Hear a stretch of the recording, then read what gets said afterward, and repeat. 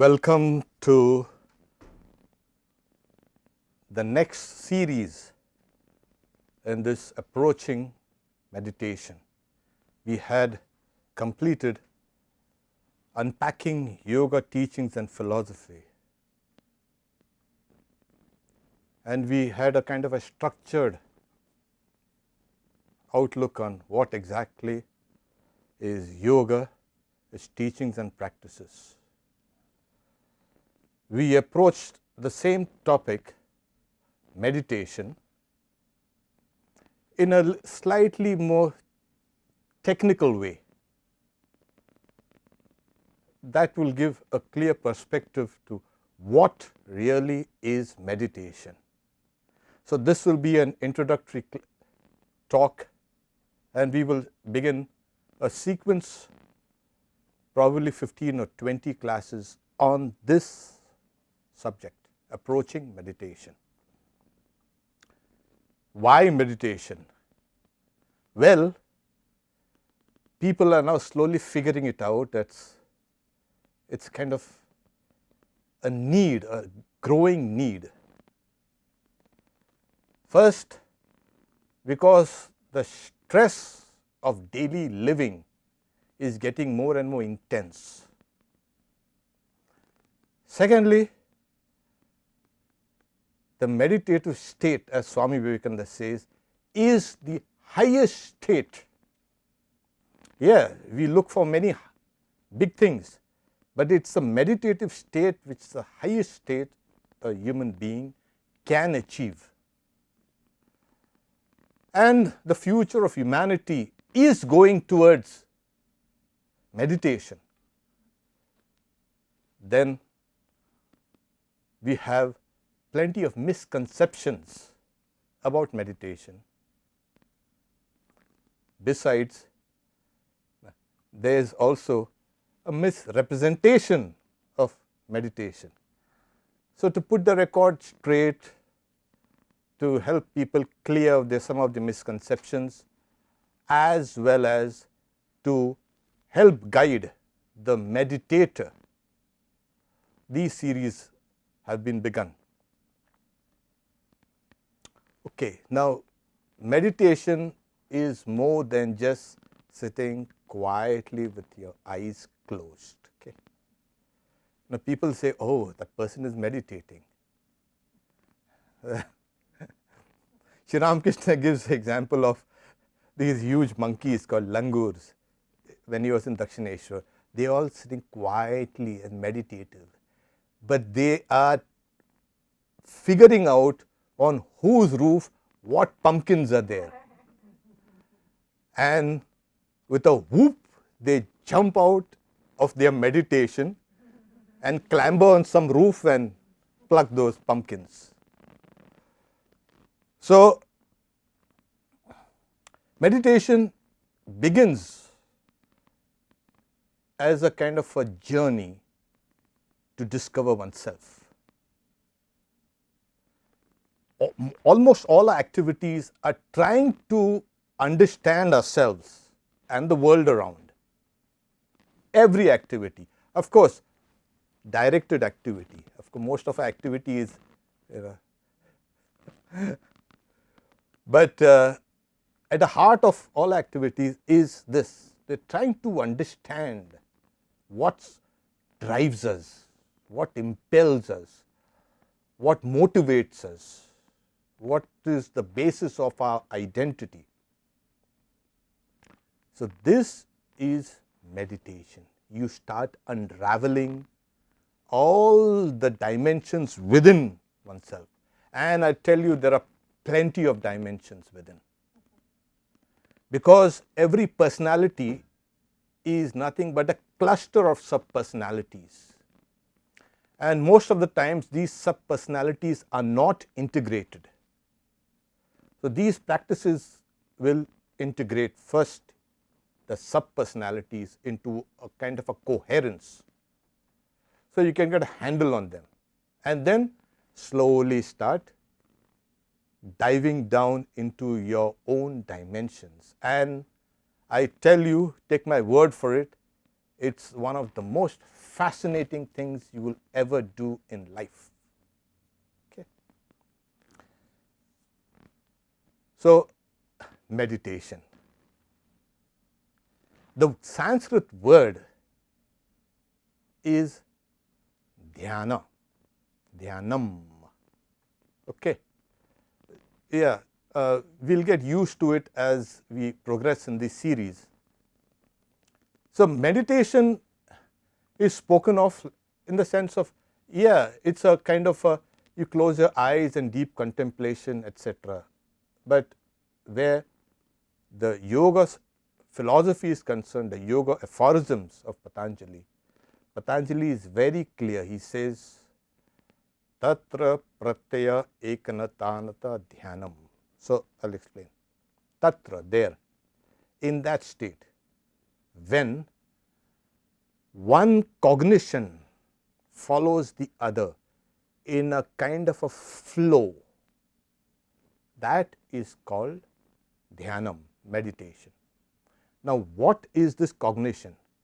Every cognition brings us knowledge. This has to be emphasized. Every time you go into meditation or you are meditating, you come away with an enhanced knowledge of the object of meditation.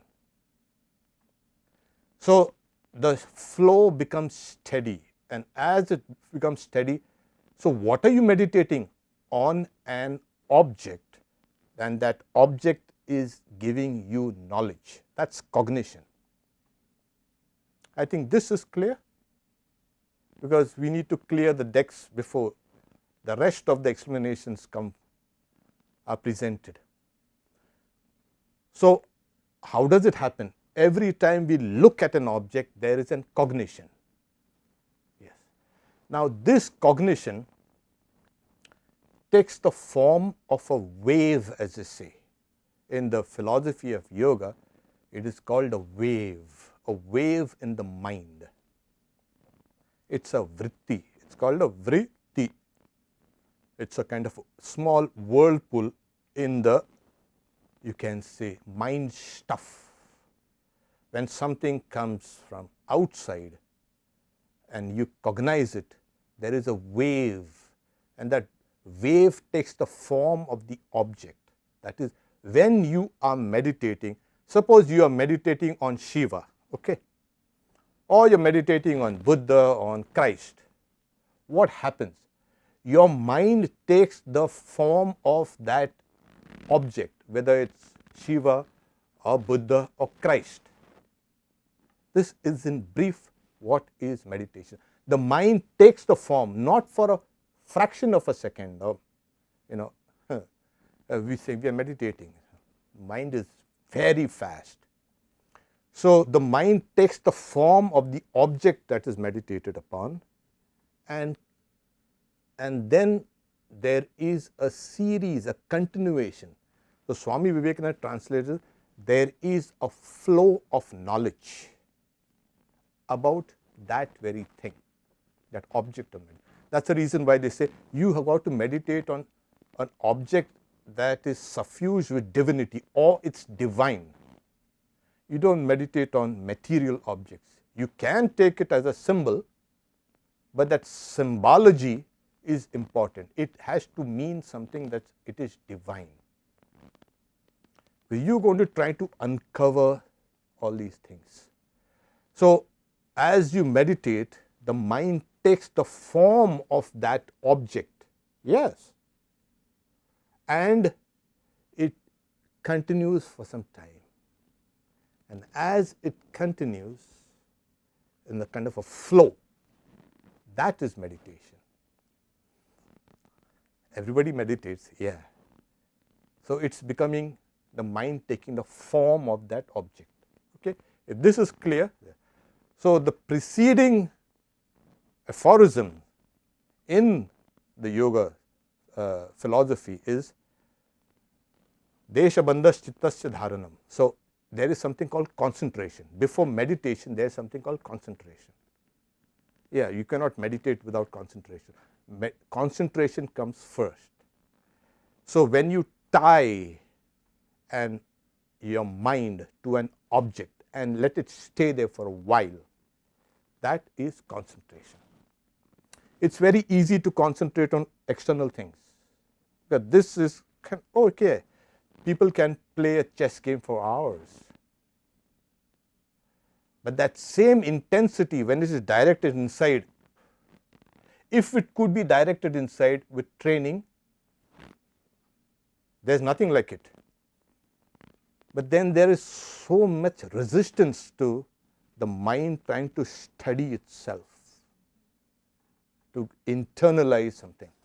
So, sometime back, we have a retreat, Tapovan, and Swami Brahmatmananda Jim Maharaj had sent me a small video clip of, we have a small kind of lake there at the retreat, and it's very placid, calm, still, and he throws in some pieces of fish food or bread, and the fish leap up, grab that, and then dive in, and there's a ripple. That ripple, it's a ripple effect. It runs down the entire surface of the lake, hits the banks, and returns and makes the water choppy. Okay. That is the mind. That's a wave. Now, when the fish leaps out, that's an old memory. And the present cognition that comes in is nothing but a recognition. That's why we say recognition. So, every cognition has two parts. The conscious stimulus that comes from outside the mind, and there is a pre-recorded, you can say, impression, and that feels and So, meditation is something like that. It engages your conscious mind as well as your subconscious mind.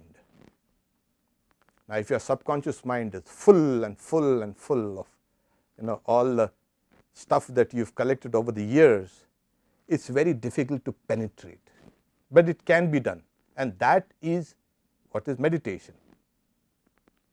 So, people close their eyes, and in the previous series we had taught you how to sit. What's the need of sitting? Yes, all the energies need to be in a kind of a rhythm. It has to flow within you, and when it is rhythmic, you can get a handle over it, control over it. That is the reason why you are asked to sit down straight and still. So, energies flow. What energies? These are the life energies within you. Everything becomes kind of subdued, in the sense external activity is reduced and internal activity. So, you are feeling that rhythm there in the body. So, people, if they are sitting down to meditate, otherwise they are either meditating on the body, which most people are generally not aware of. They are meditating, their back is aching, or their leg has gone, you can say, gone to sleep, become numb, or there's a phone ringing there, something like that. They are not meditating. And they are meditating, their mind is fixed on body consciousness.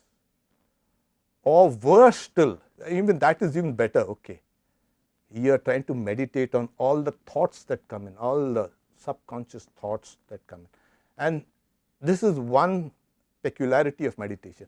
When everything is nice and quiet and you're trying to meditate, all these old devils come out. It's at that time. Otherwise, they are you're fine. So, you need to persist, and then they will make way. Okay. Let's say meditation is not for the faint-hearted. Yeah. No, but it's meant for everybody, don't worry. It's just that you need to push a little. Okay. One thing is, people now, what is the mind? What is the mind? And yeah, everybody has been trying to searched the mind, and they have been searching and they haven't found it. They are trying to find it, of course. What really is life? What really is mind? So, at this level, your life and your mind is one. Okay. And there are studies now that they are trying to understand mind through what is life, not just through neurology. So, it is just through biology. So, there are certain forces that are working that is the mind. So, mind is a vast receptacle, but it can be controlled. Okay. So, meditation could be difficult, and it is difficult, of course, for the beginners. But once you fall in step with that, there is nothing like this, nothing. They say even the pleasures and the superior worlds of Brahma Loka is nothing compared to what you will get in the meditation. So, it is not only, it is a dry thing. When you get up from meditation, you are looking all dry, you are feeling dry, you are feeling depleted. No, it is a kind of a joyful activity. That is another thing that needs to be understood, that it is not a kind of a waste of time. People sit down quietly and everybody can say, what is this person sitting quietly doing nothing? No, that is a pretty wrong conception. Because all over the place, the person is just given up all responsibilities, is not doing anything, sitting down quietly with the eyes closed, muttering something or doing something. Is this what is useful for society? We have been doing so many useful things, and if everything was useful, society would have been really good. When the person is meditating, that person is connected with the whole universe. Now, when a person is meditating, that person is connected with the whole universe. I need to emphasize this. That person is in touch with everything. The person is obviously sitting down quietly in a quiet corner, obviously not doing anything, but that person is in touch with everything. How? So, from the very beginning, in the beginning, of course, meditation is more like a kind of it's a struggle, because you are sitting down with your body and you know only what is you as a body. So, I will give you a kind of an illustration. This is it's a polished stone, okay, and this is the chain tying. Now, when I am whirling it round, this is one way. I am using some force. Now, suppose I whirl it, I am using the same force, but the momentum is faster. And when I do this, it becomes even faster. What is the difference? Your meditation, the more you are connected with the external world, you expand yourself, you become more meditative. It is a paradox. You are supposed to draw in everything. Yes, you draw in, and the illustration in the Bhagavad Gita also is like a tortoise withdrawing its limbs.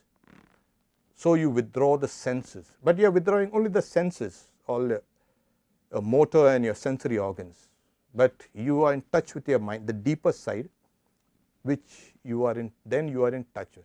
So, it's a meditation has two roles. One is to make you plunge within, and that plunging within connects you with the whole. It's more like a kind of a concentric circle, wider and wider. And if you think, well, I am meditating for myself,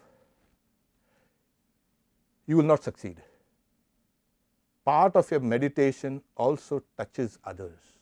It transforms others. So, this is another test. does your meditation transform others? And it does.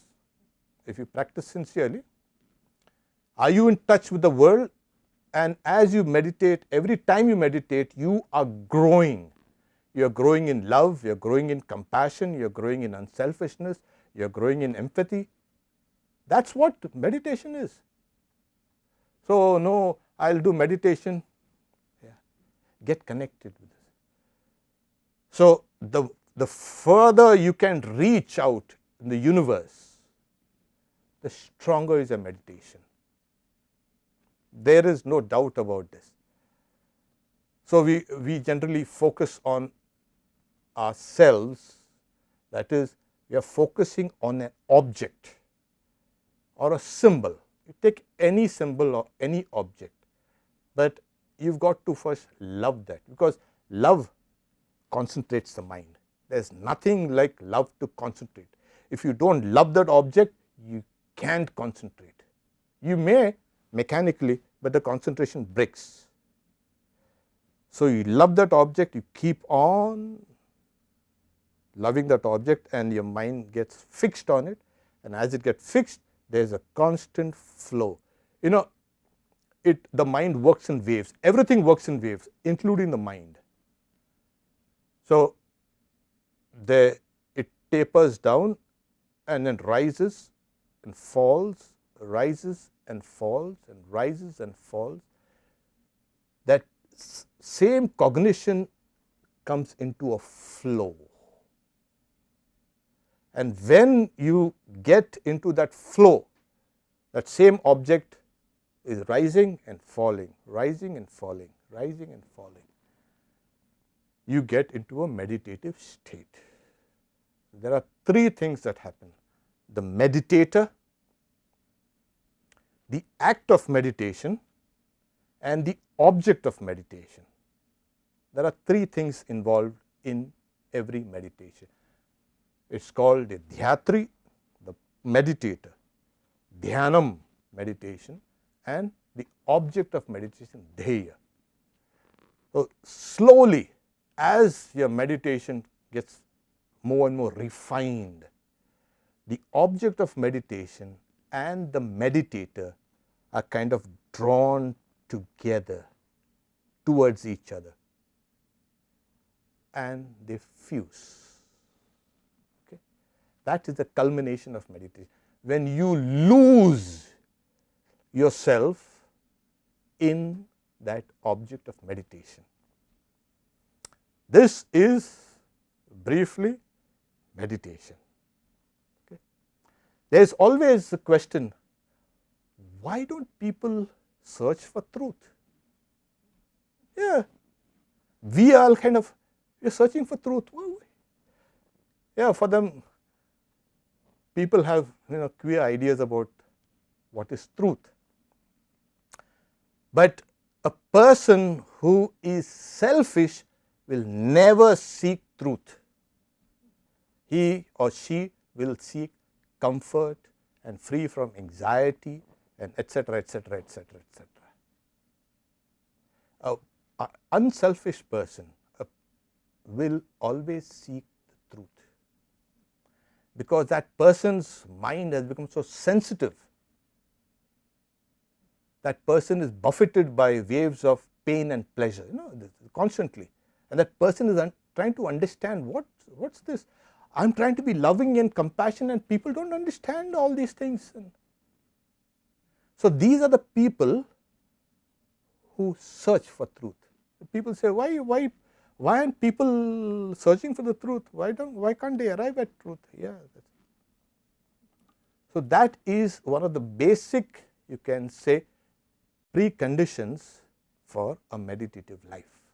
You've got to be a seeker of truth, and that seeker of truth presupposes that you have tried to understand, know the truth, and you are trying to discover this. So slowly you're going to get into meditation. The next thing is, we have a conception of ourselves as limited or weak or slow or fast or intelligent or dull or whatever. Is there any kind of precondition of mind that is, okay, the mind should be of this quality and then you can meditate? The mind is constantly undergoing transformation. When I am looking at you and you are looking at me, there is a change in your mind. Your mind changes for that moment.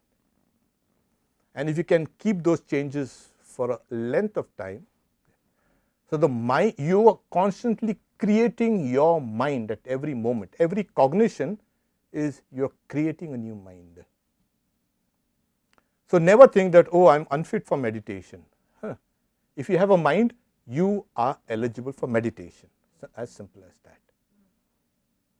So as we go down to the series, we will see what are the, you can say, helps for different types of minds. There are some minds who are kind of dull and dark and prone to anger and all these kind of things. Yeah, it can be countered, and there are minds that are restless and constantly kind of engaged with things and people and all these things. Yeah, you can disengage for a while and proceed. And the ideal state of the mind is the sattva, the limpid, the pure, the calm, the bright mind. That is a mind that's naturally oriented towards it, towards meditation. So you're going to transform your mind from the lowest to the highest, and we can do it. There is nothing that is, in fact, you can change your mind much in a better way, quicker way than you can change the configuration of your body. If I keep on eating and eating, I am going to change the configurations of my body, but it will take a few years possibly. So there is within you the capability of changing the configurations of your body, as well as you can change the configurations of your mind also.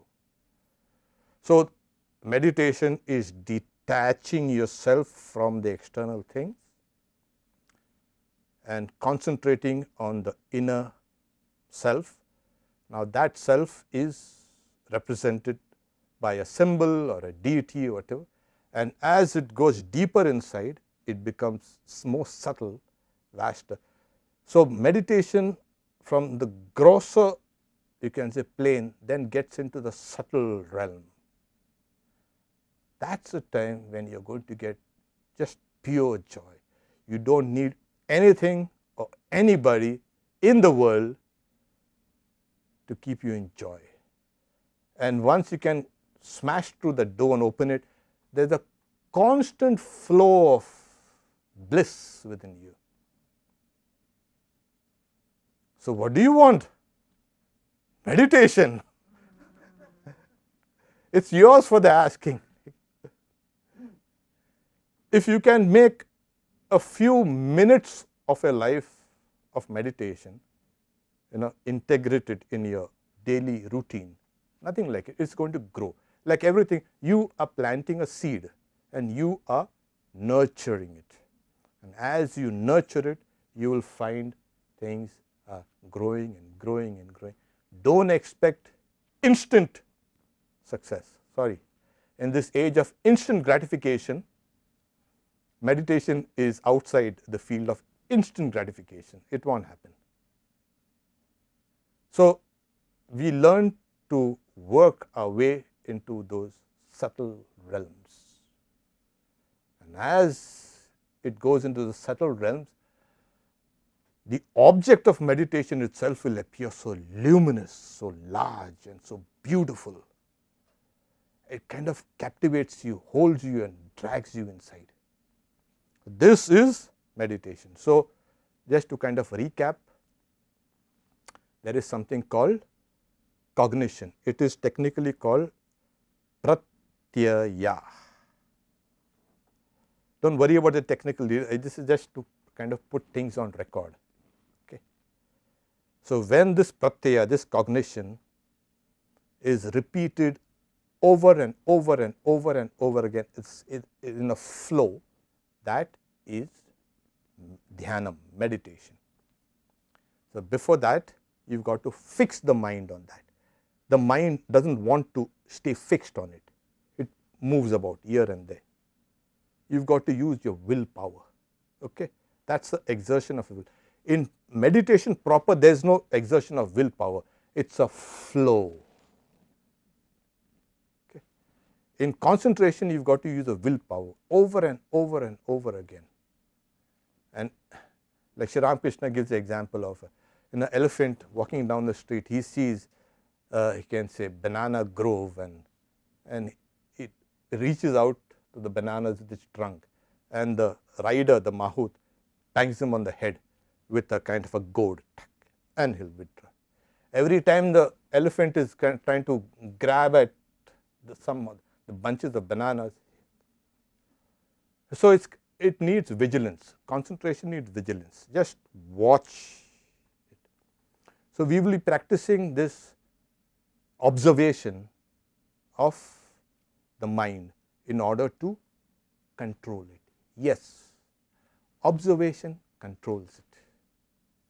And then next step is fixing it, and after fixing it, let it flow over and over. Then is meditation. Okay? We won't go into the higher reaches of meditation. Maybe in the third series we could get into the dynamics of what is samadhi. Samadhi is nothing but ultra meditation. That could be the way. People think, oh, they have got some crazy ideas about meditation. No, it is ultra meditation. So, as you keep on growing higher and higher and higher, you will. So there is something called a vritti, wave in the mind. The whole mind stuff is there. It is more like a quantum world, and there is a kind of a movement in that, and that is cognition. Okay. When this cognition happens, it has two elements: the conscious, the stimulus coming from outside. You do not know exactly what is outside. If you see, this is an object, yeah, it is not exactly what is exactly out there. The world outside appears like this to my mind. Do we see the world here, or do we see the world there? Yeah, I am seeing it here, yeah. So, cognition is here in the mind, and so cognition has two dimensions, like I said, the conscious and the memories, the old memories. They both come, and so during the process what happens is meditation is a great purifier. There is nothing more purifying than meditation. We will be discussing this in a you can say Sunday talk. So, I won't elaborate on this. I am going to speak about karma and the subconsciousness. So, this cognition and the wave, pratyaya and vritti, they make a kind, there is a movement in the mind stuff. Now, where your mind is, I am sure you have not seen the mind. None of you have seen the mind, but you can understand it is somewhere inside, that is for sure, isn't it? Yes, it is somewhere inside. Yeah, you can feel it, yeah.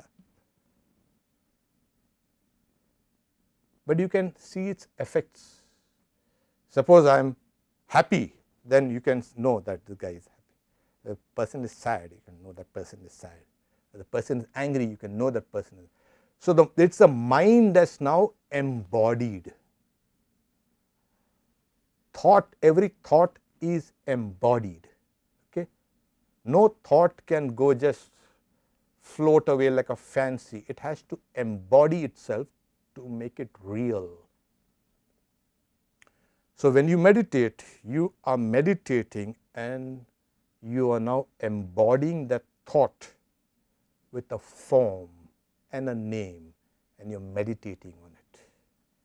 That thing will become real, as you keep on meditating on the object of meditation, that form becomes real.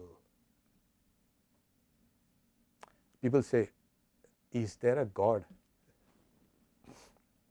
They are not meditators. If you have been meditating for some time, that object of meditation, that aspect of God or Godhead or whatever has become more real to you than your own self. And then the mind expands. The more, that's another paradox. The more concentrated it is, like, it's like adjusting the nozzle of an oxyacetylene flame. The more you make it into a kind of pinpoint, the more you can cut through. And the more concentrated, pinpointed, one-pointed it is, the more it kind of expands the mind, and you are in touch with everything around you. So these are some of the basic, you can say, things that we will be looking into in the course of this series on approaching meditation. So you approach meditation with reverence. That's very important. It's kind of a nonchalant way. Oh, I've got to meditate, I've got to do something. No. In that case, you don't need to. Approach meditation with reverence, because you are doing something that's extremely sacred. You are doing something which is holy. And if you can approach it with that right attitude, with the idea of reverence, it's going to open up all the treasures that you've heard about. It will be yours. Okay. Om Shanti Shanti Shanti Hari Om Tat Sat.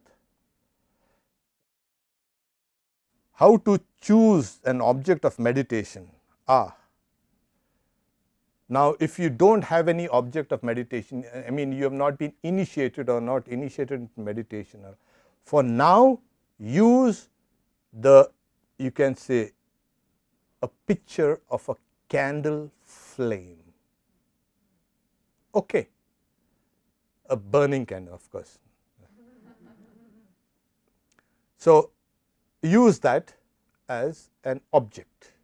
Okay. Even Sri Ramakrishna, he mentions it. So this is a kind of a simple object. The object should be able to draw your attention or your imagination. You may look at it. So a lit candle, kind of good. So as we proceed, we will discuss some of these objects of meditation. So there are sound symbols that are also objects of meditation. Just sound. There are visual objects with a definite name and form, and then it's an objectless meditation that will come much later, where you don't meditate on any gross or subtle objects, as it were. You are meditating on